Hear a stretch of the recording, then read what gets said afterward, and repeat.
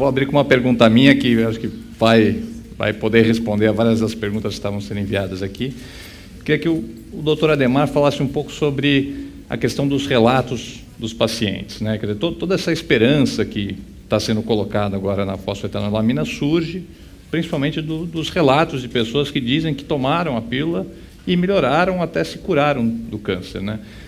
Do ponto de vista clínico, como é que o senhor analisa isso? Quais são as razões que podem estar por trás desses relatos? Como é que a medicina pode, quais são as possíveis explicações para esses resultados, tá? E para o doutor Gustavo, também existe, circulando aí nas redes sociais, né, muita gente, existe uma desconfiança muito grande com relação à indústria farmacêutica, né? Até com os testes clínicos que vão ser realizados agora, as pessoas desconfiam muito, tem um lobby, a indústria farmacêutica não quer que exista uma cura para o câncer, porque elas, né, perdem o mercado delas. Como é que o senhor vê essa desconfiança e como é que os médicos, né, os oncologistas, lidam com isso no consultório? Quando o paciente é, claro, a quimioterapia, a radioterapia não são tratamentos fáceis, né? Então é natural que a pessoa procure alguma coisa mais simples e menos agressiva, as chamadas terapias alternativas. Como é que a oncologia lida com esse problema hoje? Então, doutor Adhemar, por favor, primeiro. Bom, a fosfetanolamina causou uma verdadeira convulsão social, política e judicial. Todos vocês conhecem, né? Passou pelo Supremo, foi ao Legislativo, etc. Eu, pessoalmente, não tenho absolutamente nada contra a fosfetanolamina. Até porque muitas drogas começaram assim, surgindo de plantas. A única coisa que eu tenho contra é que ela não passou por aqueles estudos pré-clínicos e principalmente estudos clínicos. Ora, se uma droga não passa por estudo clínico, eu não sei qual é a sua toxicidade, né? E a metodologia usada precisa ser mais clara. Eu tenho um tumor que eu coloquei uma reguinha, ele media 2 centímetros. A tomografia dizia que ele media 3. Eu administrei essa droga e aquele tumor sumiu ou diminuiu. Então, eu espero que surjam estudos realmente bem conduzidos, clínicos, para mostrar a efetividade da droga e a sua toxicidade. É do conhecimento de vocês que, através da imprensa, isso está sendo feito. Bom, com relação à questão do lobby da indústria farmacêutica e de esconder a cura do câncer, assim, eu sou contra a pena de morte, mas talvez eu flexibilizasse os meus conceitos com relação a isso se alguém dissesse que tem uma cura para uma doença que é um mal da humanidade, que mata os familiares dessa pessoa, que mata o vizinho, e está guardando isso por algum motivo econômico. Eu acho que o lobby da indústria farmacêutica é real, a indústria farmacêutica é rica, a indústria farmacêutica é poderosa, ela tem, naturalmente, como toda instituição poderosa, tem um lado bom e tem um lado ruim, tem um lado nefasto, tem um lado comercial. Mas ninguém conseguiria reter uma informação dessa natureza. O maior comprador de drogas de câncer, anticâncer do mundo é o governo norte-americano. Quem mais fomenta a pesquisa é o governo norte-americano. E assim, o filho do vice-presidente dos Estados Unidos faleceu um ano atrás, aos 47 anos, de um tumor de sistema nervoso central. Ninguém vai conseguir esconder uma notícia dessa natureza, até porque a gente acabou de explicar um pouco de por que a gente vem entendendo ao longo dos anos que não existe uma cura única para o câncer, não existe um botão de desligar. O que existe é que assim, esse é um caminho a ser percorrido. Um dos erros que a gente comete quando a gente fala nisso, só para tentar responder rápido, é que a gente dá o nome de câncer para um número muito grande de doenças e que tem ainda as variáveis do hospedeiro. Do hospedeiro, na verdade, do proprietário, porque essa é uma doença que nasce na gente. Então, a gente fazer esse tipo de generalização dá uma ideia simplista de que é uma doença e que tem uma tomada onde isso se desliga, e isso não é verdade. A gente atribui muitas vezes ao homem uma capacidade que o homem não tem. O fato do homem ter ido para a Lua, veja, é um degrauzinho, certo? De uma escadaria que seria para curar o câncer. Então, assim, de uma maneira tão simplista. Eu não acredito nisso. Acredito no lobby da indústria, acredito que a indústria, em determinadas situações, é perversa, precisa ser regulada, Precisa ser, você precisa tomar conta daquilo que a indústria faz. Você não pode deixar ela de maneira livre. Mas, por outro lado, se a gente não tivesse investimento da indústria farmacêutica, a gente estaria preso décadas atrás no desenvolvimento de novas drogas. Porque o governo brasileiro não paga desenvolvimento de droga nenhuma para câncer. Não existe nenhum estudo clínico pago no Brasil para câncer que eu tenha notícia de desenvolvimento de novas drogas. Então, se a gente não utilizar aquilo que a indústria fabrica ou que desenvolve, com todos os problemas que ela tem, a gente vai ficar engasgado nos tratamentos de 20 anos atrás. Então, assim, isso é uma situação que merece regulação, mas que, assim, satanizar única e exclusivamente eu não acho que é o caminho. Tem defeitos, certamente. Ok. E, doutor Ademar, só aprofundando um pouquinho mais, qual pode ser o papel do chamado efeito placebo nessa situação? O efeito placebo é só a pessoa acha que está melhor, mas na verdade não está, ou ele tem um efeito clínico real, né? Efeito placebo não tem efeito terapêutico para reduzir um tumor. Mas imagina uma pessoa que tem um câncer há muito tempo, ele vem tratando, às vezes está descontente com o seu médico, está sofrendo dor. Então, de uma hora para outra, ele aparece um chá qualquer da vida, ele acredita naquilo e toma aquilo. Então, o seu psiquismo melhora, às vezes a sua dor melhora, mas, na verdade, é um efeito placebo. Isso não tem efeito terapêutico. O que eu quero dizer com isso? Se eu tiver um tumor que mede aqui, na minha mão, 2 centímetros, der para você uma pílula de farinha de trigo, não disser que é uma pílula de farinha de trigo, e você acreditar nisso, psiquicamente você pode melhorar, a sua dor pode melhorar, mas o efeito tumoral é nulo. Então, isso é um efeito placebo. Quer acrescentar alguma coisa, professor? A questão do efeito placebo, assim, existem outras coisas que eu acho que além do indivíduo se sentir bem pela pílula, etc., existe o fato da pessoa ser cuidada, né? Então, o indivíduo está sendo cuidado de alguma forma, traz para ele até uma certa obrigação de melhorar. Como a pessoa amada está cuidando da outra e fala assim, você melhorou? Você vê no olho dele tanta vontade de que melhore que você termina dizendo que melhora. E uma coisa que existe, que não é efeito placebo, mas que é real, são as reduções espontâneas de tumor. Seja por necrose de tumoração, seja por efeito imunológico, por algum motivo o sistema imune acordou, como, por exemplo, um século atrás, quando um cirurgião lá do Memorial Sloan Kettering percebeu que os pacientes que tinham tumores no pescoço e faziam infecções extensas de pele podiam ter regressão do tumor. Isso era uma imunoterapia, era uma maneira de acordar o sistema imune. Se tentou fazer isso, muitas pessoas morreram nos experimentos para fazer isso, porque não foi bem sucedido à época, não se tinha como controlar essas infecções de maneira adequada. Mas isso não era um efeito placebo, isso eram regressões espontâneas que existem numa proporção importante dos casos. Então, assim, se você pegar o caso da fosfetanolamina, que está sendo colocado, então, se a gente tiver 40 mil pessoas que foram tratadas no Brasil com essa substância, você vai ter pelo menos 5 mil, 2 mil, desculpe, 5%, que vão contar histórias positivas e que podem eventualmente ter registrado redução do tumor. Isso não necessariamente quer dizer que a substância tem efeito, mas também não quer dizer que não tem, tá? Não quer dizer que não tem. Isso não é ciência. Esse tipo de observação, olha, fulano melhorou, Beltrano melhorou, isso não tem... Não dá para a gente caracterizar isso como sendo uma informação de natureza científica. Eu sempre que dou uma palestra sobre a fósforo, eu falo o seguinte, que eu já vi vários pacientes tomando fosfetanolamina e nunca vi nenhum melhorar, mas isso não é ciência. Do mesmo jeito que quem deu para alguns pacientes e viu melhorar, também não é ciência, isso não tem método, não se parte de conclusão. Isso são impressões, e a minha impressão não vale, do mesmo jeito que a impressão de quem achou que melhorou não vale. Para poder resolver isso, precisa ser feito um estudo científico, e esse estudo é feito para proteger os pacientes. Porque para nós é maravilhoso, você senta numa cadeira e prescreve, está tudo resolvido, mas quem toma o remédio, quem luta a luta do dia a dia, quem batalha contra a doença de verdade, é o paciente, a gente é mecânico do carro, quem pilota não somos nós.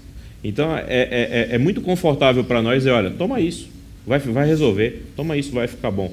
Assim, mas entre você fazer isso de maneira leviana e fazer isso de maneira abalizada, existe um protocolo clínico a ser seguido. Ok, obrigado.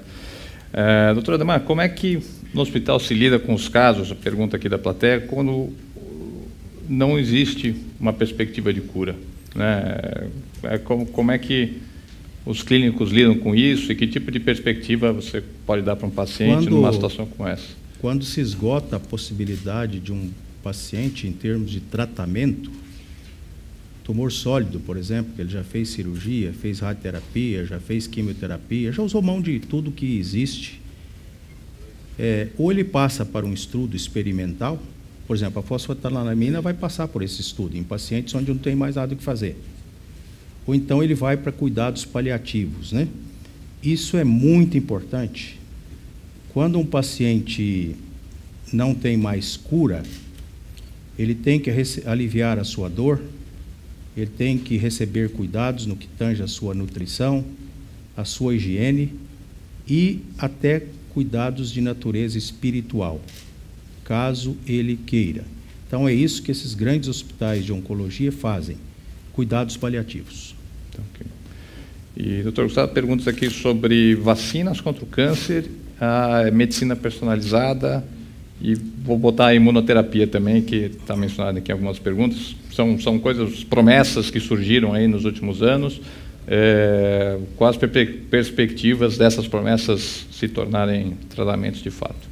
Bom, acho que vacinas terapêuticas contra o câncer voltaram a ser estudadas agora, recentemente, dentro dessa linha da imunoterapia. No passado, foram estudadas para melanoma, 20 anos atrás, um estudo de uma grande instituição americana em que uma vacina mais o tratamento padrão da época versus o tratamento padrão da época foi pior do que o tratamento padrão, ou seja, a adição da vacina atrapalhou os pacientes, aparentemente gerou uma tolerância imunológica ao tumor. E isso é uma coisa que era altamente esperada, então se matou esse assunto, vocês podem procurar 20 anos atrás. Agora, com uma engenharia melhor, aparentemente tem alguns dados promissores para melanoma, é o que está aparecendo no momento. O que a gente tem de vacina para câncer de verdade é o que o professor Ademar falou na palestra dele. Vacinar os indivíduos para HPV, vacinar os indivíduos para hepatite B vacinar os indivíduos para câncer, né? Essas são doenças, o câncer do colo do útero, que é a segunda causa de morte de cânceres de mulheres por câncer no Brasil, é uma doença prevenível através de uma vacina. Então, essa é a vacina real de hoje. A vacina, o que a gente vai ver no futuro como imunoterapia através de vacina, é parte do caminho que está se encaminhando para o lado da imunoterapia. Pulando a questão da vacina para a imunoterapia, porque eu acho que os dois temas estão em conjunto. Então, assim, a imunoterapia ficou, de fato, adormecida por 100 anos. Adormecida, na verdade, sendo estudada por 100 anos. Muito se pesquisou acerca disso. Por volta de 30 anos atrás, houve um arrobo de que a gente conseguiria andar por esse caminho, e isso não se concretizou. A concretização vem dos últimos 5 anos, em que se tem conseguido, de fato, inibir os lugares na célula tumoral que mostravam uma identidade como sendo uma célula normal. E aí o sistema imune começa a enxergar essas células. Mas isso não acontece, repito, em todos os tumores. Acontecem habitualmente nos tumores que são mais mutados e que produzem mais proteínas estranhas que propiciam o reconhecimento. Então, o que a gente está tentado hoje é refinar, fazer um refinamento do sistema imunológico, como que é possível ajustar para pegar tumores menores e para não agredir o indivíduo. Porque sempre que você libera o sistema imune para que ele agrida as células tumorais, você sempre pode lidar com uma autoagressão, com o desenvolvimento de doenças imunológicas e de doenças imunológicas com alto potencial de gravidade. Então, o desenvolvimento da imunoterapia passa por um outro perfil de efeitos colaterais e por um outro perfil de domínio do que foi feito com a quimioterapia. E com relação à medicina personalizada, ou medicina de precisão, o que a gente tem hoje disso é um rascunho muito mal feito ainda.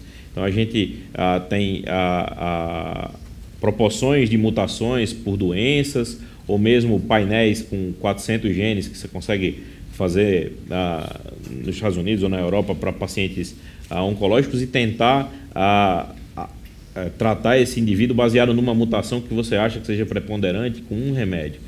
Veja, assim, é um quadro a ser pintado. Alguém começou, fez um rabisco, mas assim, ainda não tem nada muito estruturado na tela. Quem fala disso de maneira muito simpática e muito entusiasmada para o dia de hoje, para quem está no consultório na segunda-feira, está sendo um pouco mais otimista do que o que deveria.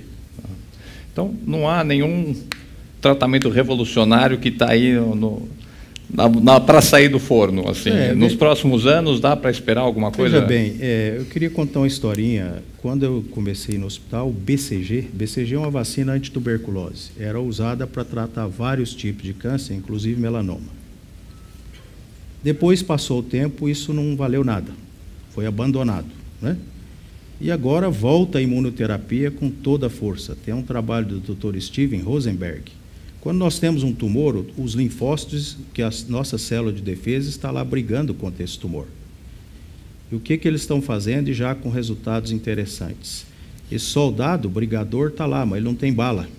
Então, eu vou fazer um estudo genético desse tumor, ver qual é o elemento que está mutado e ativar esse linfócito e devolver para o paciente. Então, isso o Gustavo falou bem, está gerando uma expectativa gigantesca aí, que alguma coisa nova e efetiva possa surgir aí, surpreendente, né, Gustavo? Então, você falou não tem nada milagroso assim. Existem terapias que são muito efetivas para determinados tipos de doença. Então, o que eu acho importante dizer é isso. Por exemplo, está para ser lançado no Brasil um imunoterápico que funciona muito bem para câncer de pulmão. Alguns pacientes com câncer de pulmão agressivo, metastático, vão ter resposta completa. Os tumores vão desaparecer. Algumas dessas pessoas vão estar vivas e sem evidência de doença em 5 anos. Isso é incrível para essas pessoas. O que eu não acho que existe justificativa é para uma visão generalizada de que esses 30% dos pacientes que ainda evoluem mal com câncer, que eles vão ser modificados de uma hora para outra com uma terapia única. Então, a imunoterapia, ela é um degrau super importante. As respostas são lindas, gente. Assim, quando você vê um paciente que se adequou àquilo, é inacreditável o que o tratamento pode fazer por aquela pessoa. Mas a gente só precisa tomar cuidado para não acender uma luz muito forte de esperança no paciente errado. E esse é que é o problema. Porque quando a gente fala que você está falando para um público, em grande parte, que não é da área, você está falando para as pessoas que estão em casa. Então, você fala, olha, tem imunoterapia para câncer, o sujeito, olha, nossa, minha mãe que está doente hoje, por exemplo, com câncer de mama, vai se beneficiar de imunoterapia. Não é verdade. Então, eu tenho que ter responsabilidade de dizer que existem tratamentos incríveis, inclusive drogas-alvo, pequenas moléculas que ajudam muito, mas ajudam muito poucas pessoas. Então, esse é o ponto. Então, essa barra ela vai sendo movida dos 40% de chance de cura para os 50%, para os 60%, para os 70%, ela vai sendo empurrada lentamente, ela vai sendo empurrada de maneira... A regressão da mortalidade por câncer, ajustada por idade e por tipo, ela regride aproximadamente 1% por ano. Então, quando a gente olha isso dentro daquela visão de humanidade, de milhares de anos, está andando super rápido. Quando a gente olha dentro da casa da gente, alguém doente, está parado, o pessoal não está fazendo nada. Então, assim, são duas visões absolutamente distintas. Eu sou muito otimista para o futuro, mas assim, o futuro não é amanhã, não é semana que vem. As coisas estão melhorando e todo dia aparece uma melhora, mas essas melhoras atingem pequenos grupos de pacientes de cada vez. E é isso que eu acho que está acontecendo. Ok. Doutor Ademar, como lidar com o alto custo das terapias? Especialmente quando surge uma coisa nova, geralmente ela exigiu muitos anos e muitos milhões de dólares de investimento em pesquisa, então ela chega com uma alternativa cara. Como é que a oncologia trata isso? O tratamento do câncer é caro, porque é um tratamento que envolve cirurgia, radioterapia e quimioterapia. Muitas vezes o paciente diz que a cirurgia é cara, mas se você comparar o custo de uma cirurgia com o custo das novas drogas que estão saindo aí, a cirurgia é muito barata e a radioterapia também é muito barata. Eu até gostaria que o Gustavo falasse o custo dessas drogas novas de um mês, né, Gustavo? Acho que você está mais no dia a dia disso aí. Você tem imunoterápicos, que são do que a gente está falando agora, são as drogas que estão vindo no Brasil, tem drogas que vão custar R$50 mil mês, né, tratamento contínuo, 500, 600 mil reais por ano. Então, assim, o ponto desse custo isso precisa ser decidido pela nação, né, pelas pessoas. Isso não pode ser decidido caso a caso. Se o paciente entra dentro do meu consultório com câncer de pulmão e tem indicação de receber uma imunoterapia, ele vai receber a prescrição. Agora, se como política, se a nação decide que não é justo pagar 600 mil reais para tratar alguém por um ano, enquanto você podia investir esse dinheiro no tratamento de outras pessoas, eu vou aceitar. Enquanto isso for uma decisão do meu consultório, eu vou oferecer para o meu paciente aquilo que eu achar de melhor. Se um dia a gente atingir no Brasil a maturidade que outros países têm de confiar no sistema e dizer, olha, o sistema pode prover isso e é isso, eu vou fazer. O que a gente vê na atualidade são drogas que são, de fato, grande parte das vezes bem indicadas e que as pessoas seguem o caminho da legalização, a justiça concede e o governo paga. E isso tem um benefício individual e a gente não critica. Quem se sente doente na pele, quem se posiciona numa situação de risco de morte, veja, não pode ser criticado de maneira nenhuma. Mas, por outro lado, o que a gente faz com isso, né? Quando a gente dá, a gente entrega judicialmente, por via judicial, uma terapia de 1 milhão por ano, a gente aprofunda, a gente usa a justiça para aprofundar as diferenças. A gente está usando o dinheiro do sistema para tratar um indivíduo, o preço não está sendo negociado, aquilo não está sendo, o preço real podia ser substancialmente mais baixo e aquele dinheiro vai faltar para outra pessoa, porque a gente não fabrica dinheiro.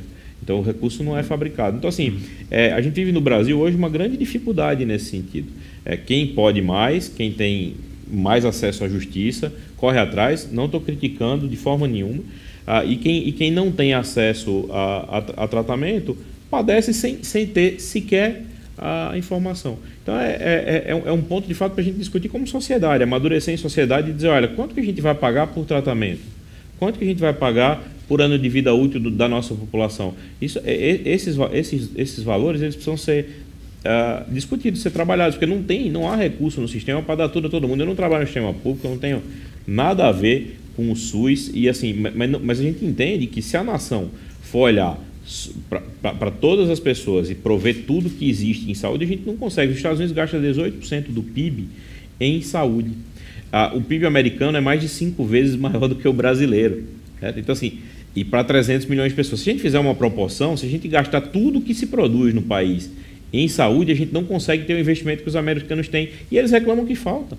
Então, assim, é um ponto substancial que a gente precisa discutir numa sociedade madura. Vamos precisar amadurecer o processo de decisão. Esse processo de decisão precisa sair de dentro do meu consultório e passar para a sociedade. Enquanto ele estiver dentro do meu consultório, o paciente que estiver na minha frente vai receber o que tem de melhor. Perfeito. Última pergunta, nós estamos com o tempo praticamente estourado, mas uma pergunta muito boa com relação à parcela dos pacientes que tem um componente genético hereditário. Né? Tem um fator de risco genético, nós tivemos aí casos de atores famosos, né, que por precaução fizeram cirurgias e tal. Como é que o senhor vê essa questão, a partir do momento que você sabe que existe um risco hereditário, como lidar com isso? É melhor saber logo quanto antes ou não? E também com relação à reprodução humana, quer dizer, o senhor mencionou na palestra que talvez vou querer passar isso para o meu filho ou não. É ético você fazer uma seleção de embriões ou de gametas para evitar passar uma mutação?